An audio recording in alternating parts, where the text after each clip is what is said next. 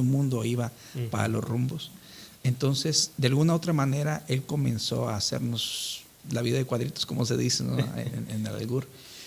Y en esa reunión, él viene y me dice, tú tienes que darnos el dinero de lo que colectas y nosotros lo manejamos y te damos para que tú sigas.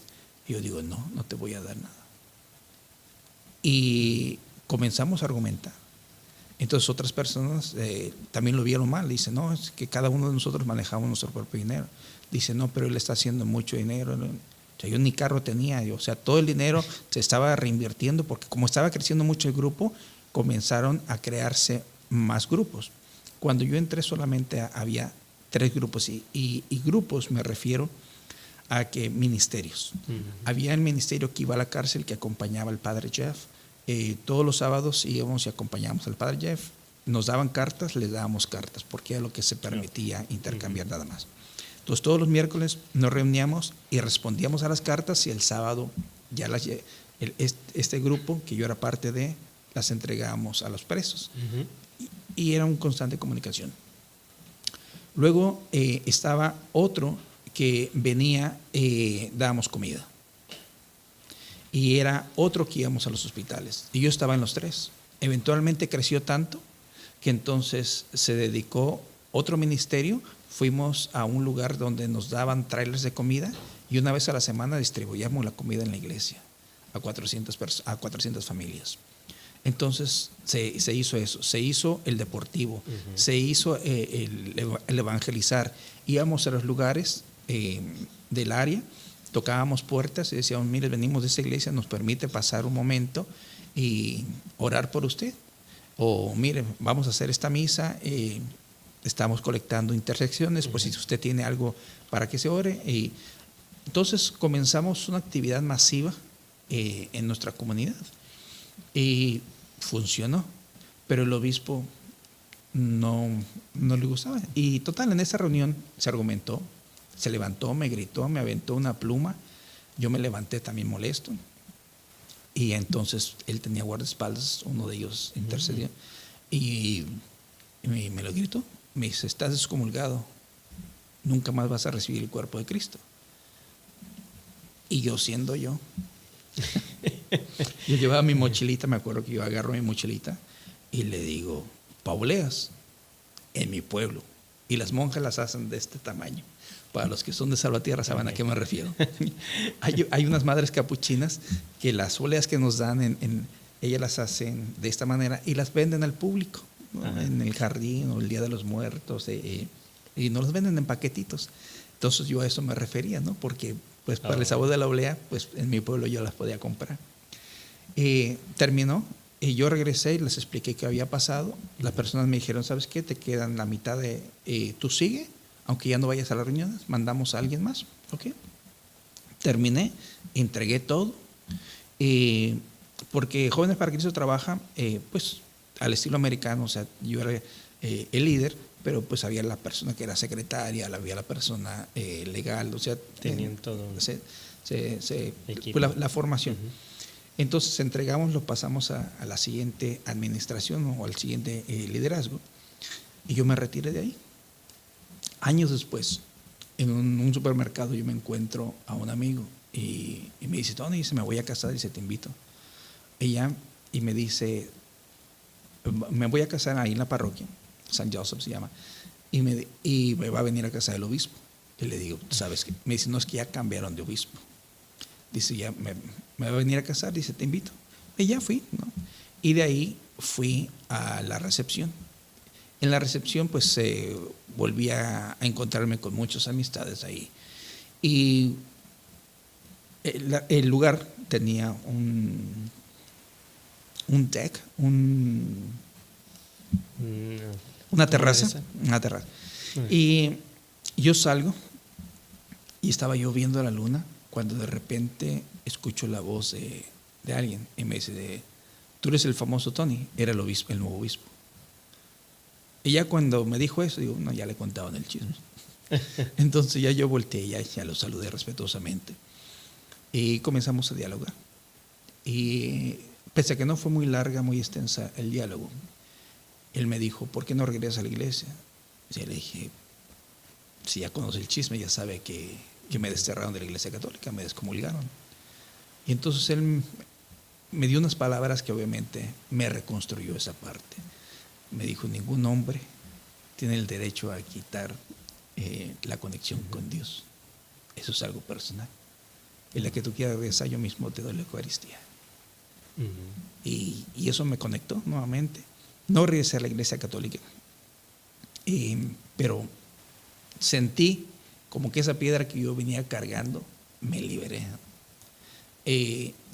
Aprendí.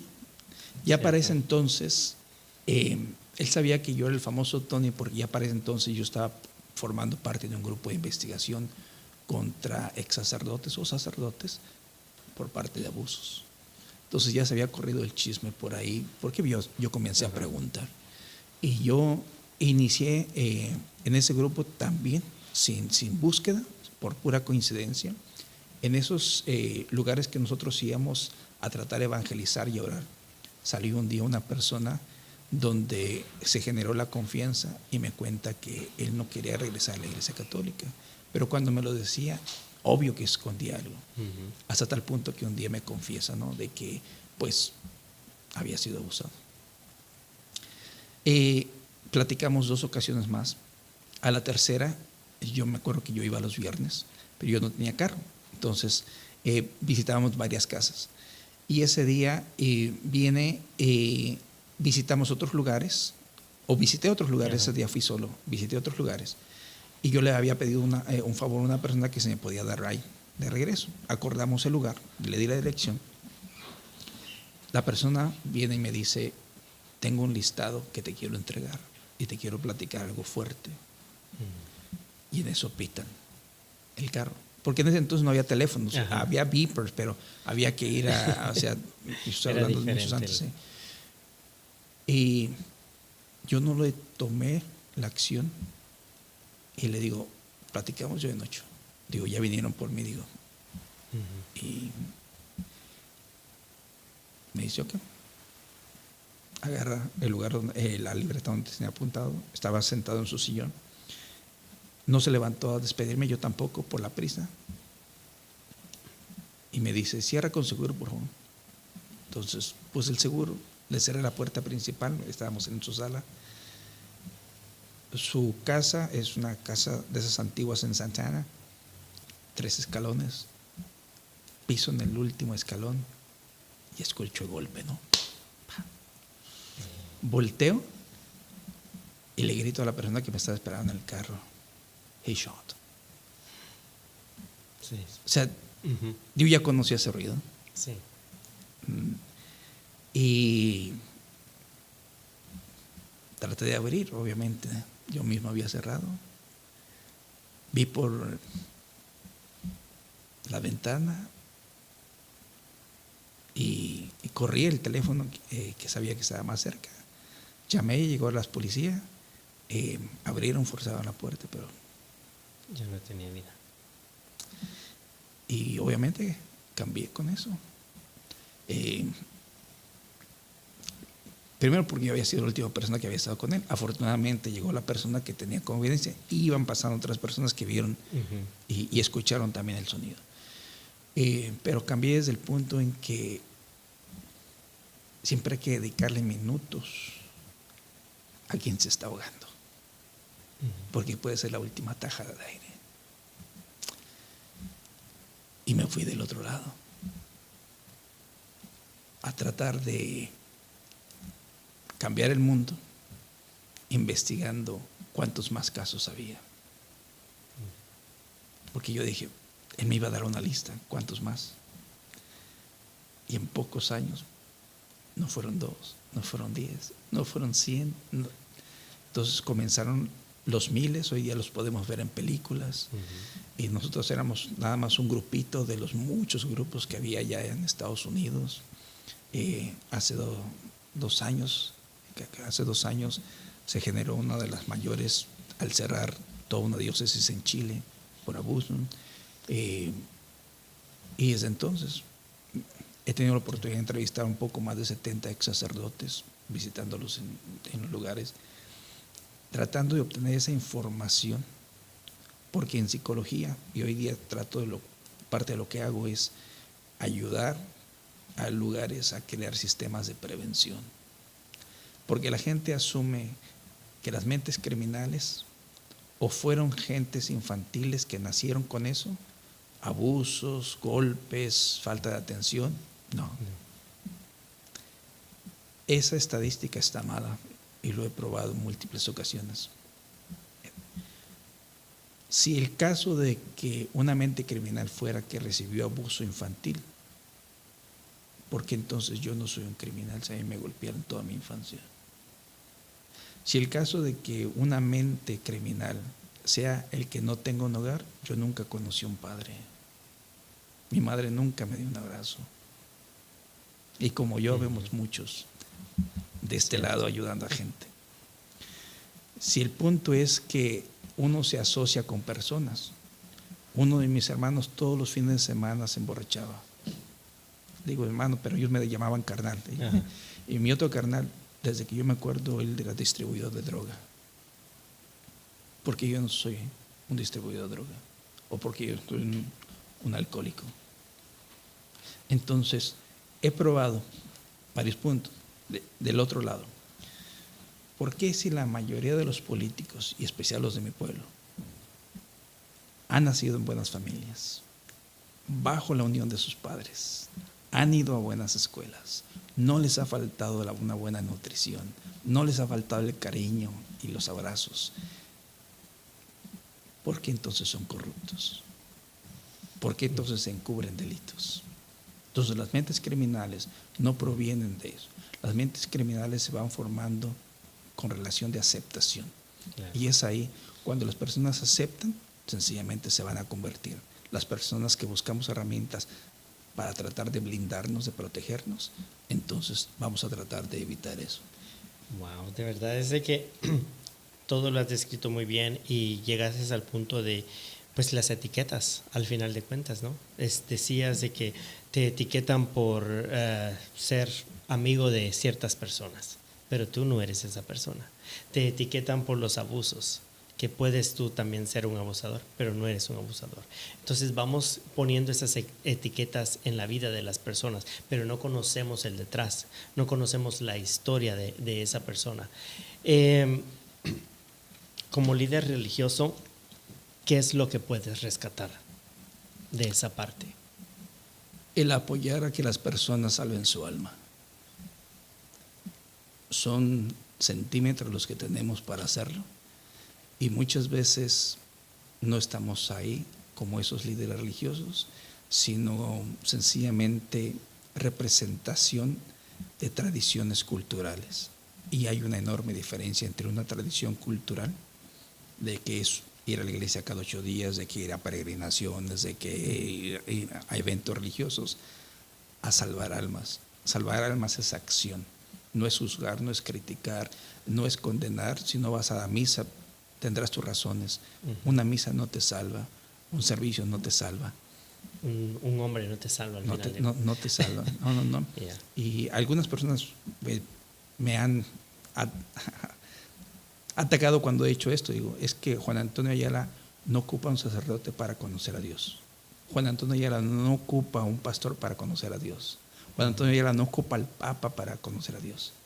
Se sorprende, digo. Pero si un sacerdote viene con Juan Antonio Ayala para presentar la herramienta y mejorar la comunicación con Dios, yo me siento, me callo y escucho. Si un pastor viene, lo mismo hago. Y si el Papa viene, gracias. Porque para conocer a Dios no ocupamos a nadie. Para mantener la comunicación efectiva, como con cualquier persona y con la misma entidad, sí necesitamos herramientas. Y eso es lo que a veces nos falla. El reconocimiento que no las tenemos y la aceptación para recibirlas. Consejero de violencia doméstica. En California hay algo que en otros países no se da como lo es en Estados Unidos. Aquí uno por trabajar no se puede llamar psicólogo porque los casos legales no se pueden, pero sí te permite ser consejero, counseling le llamamos en inglés. Entonces yo obtuve la certificación en counseling con el registro de California me especialicé en violencia doméstica. En violencia doméstica tenemos algo que en español le llaman un violentómetro, que es básicamente una gráfica. Cuando alguien viene y nos dice, es que mi pareja me gritó, ahí tomamos la medida. Es que ya me jaloneó, es que ya me apretó el brazo, es que ya me jaló del pelo, es que ya me insultó, es que ya insultó a mi familia, es que... Entonces, a través de esas características nosotros vamos viendo si esto se convirtió nada más en un momento emocional o ya se está dirigiendo a una patología de agresividad.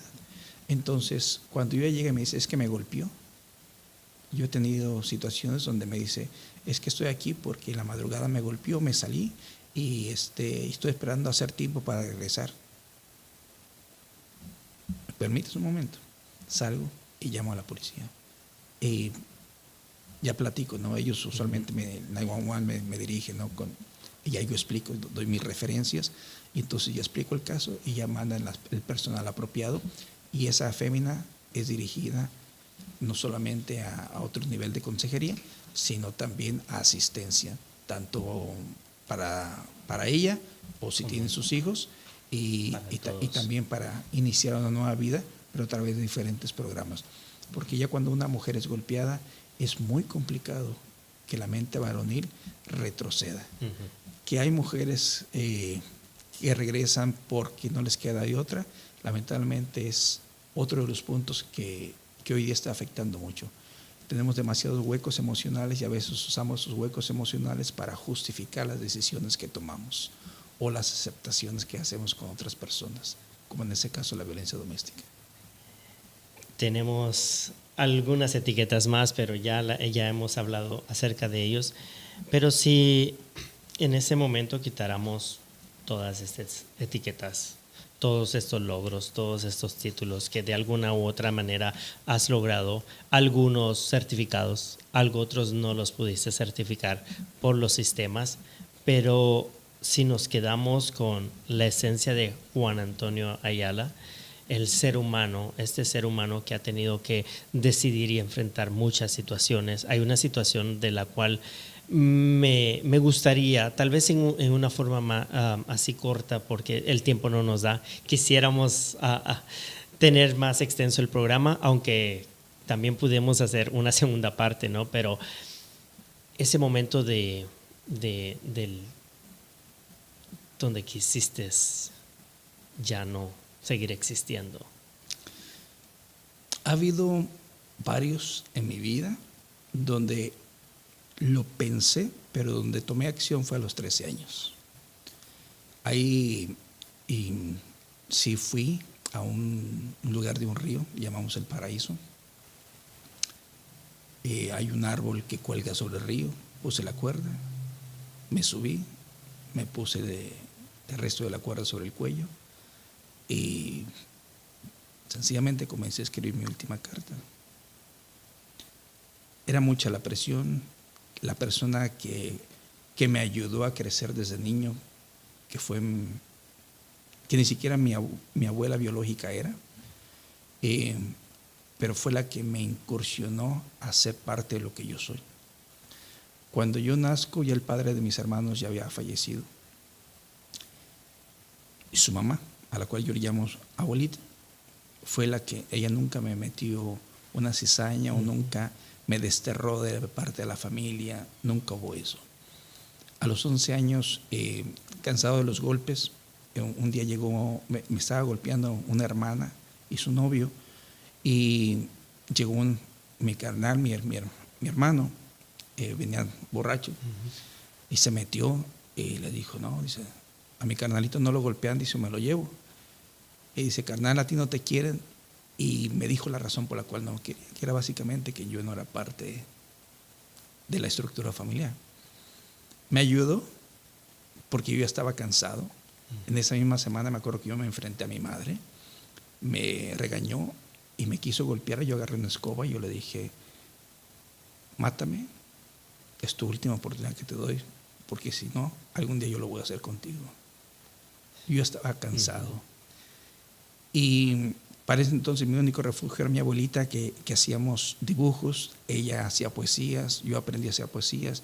Mi primer libro fue un diccionario viejo que nos encontramos en la basura, el famoso juego, ¿qué letra es esta? ¿Qué es esto? ¿Qué es esto? Ya cuando yo entré a escuela, yo entré hasta los 8 años, yo ya sabía leer, yo ya sabía hacer poemas, porque yo lo trabajé todo con ella. O sea, tuve 3 años de escuela en casa. Y era todo el día, porque para mí era una diversión. A los 13 años ella muere. Y con eso se va mi última oportunidad. Entonces dije, ¿y ahora qué? Entonces ya me había desterrado de mi madre. Odié a mi madre por casi toda mi vida. Y a los 13 años dije, ya. Fue gracias a unos perros que comenzaron a ladrar, que me asustaron. Y detrás de ellos llegó un señor. Entonces el señor, ya de avanzada edad, me pidió que me bajara. Finalmente acepté, comenzó a hablar conmigo, me hizo unas preguntas que fueron una catapulta de autoconcientización, que es parte del sistema que ahora yo día utilizo cuando platico, cuando yo visito las cárceles, hago ese tipo de preguntas. Y eso me llevó a una catapulta, y fue cuando yo dije, voy a escribir libros, algún día voy a dar pláticas, algún día, que es básicamente la proyección. A tal punto de que después de que me divorcié, yo regreso a mi pueblo, salgo con una chica, fuimos a un restaurante y yo estaba viendo hacia la plaza. Y la chica me dice, ¿qué estás viendo? Le digo, me estoy imaginando que algún día yo voy a estar en esta plaza y va a estar llena de gente escuchándome. Y se rió la chica.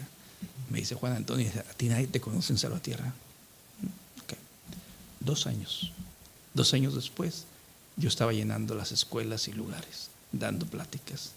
Así que lo que para otros es algo poquito, en lo que yo planifico en mi vida, en mis visiones, es algo que yo alcanzo. Y usualmente lo que yo planifico, lo logro. No, yo le llamo misiones, ¿no? Porque así he sido entrenado. Es muy complicado que yo falle una misión. Hasta el día de hoy no tengo ningún récord, ¿no?, de que he fallado alguna. Así de que todo lo que me propongo siempre lo consigo de una u otra manera, porque lo planeo, lo planifico y me desvelo haciéndolo. Entonces, bueno. La verdad es de que una gran enseñanza para todos nosotros, así que si usted tiene un sueño, si tienes una meta, enfócate en eso, que tu objetivo sea solamente esa meta, vamos para allá y a lograr nuestros sueños. Muchas gracias, Juan Antonio, de verdad que te agradezco mucho y pues te deseo éxitos en todo lo que emprendas. Gracias por la oportunidad. Gracias. Sí.